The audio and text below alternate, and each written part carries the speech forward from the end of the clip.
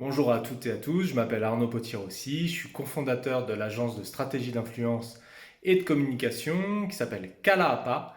Kalaapa, c'est du sanskrit, ça signifie qui lie les choses entre elles, qui crée du lien. Et je suis papa de deux petits enfants, une petite fille et un petit garçon.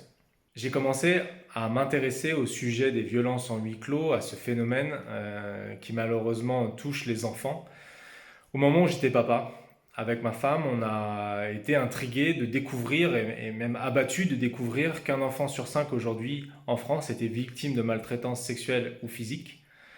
Ça nous a effondrés de voir que des enfants n'avaient pas la chance de grandir dans des environnements sains et sécurisés pour leur développement, on va dire, en tant que personne.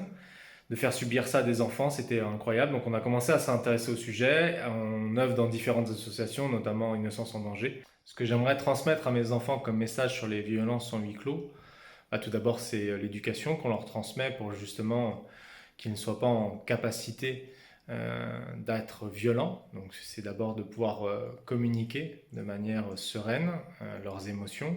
Et la deuxième chose, c'est que s'ils sont victimes un jour de violence, qu'ils n'aient pas peur, qu'on sera toujours là pour les écouter et qu'ils aient confiance justement dans notre écoute vis-à-vis de ce qu'ils ont à dire.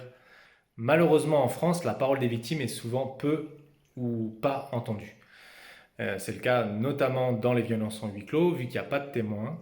C'est la parole de l'agressé contre l'agresseur, et c'est vrai que ce soit les femmes battues ou les enfants victimes de maltraitance sont souvent décrédibilisés. IOP va vraiment permettre, dans un premier temps, de faire entendre la parole des victimes.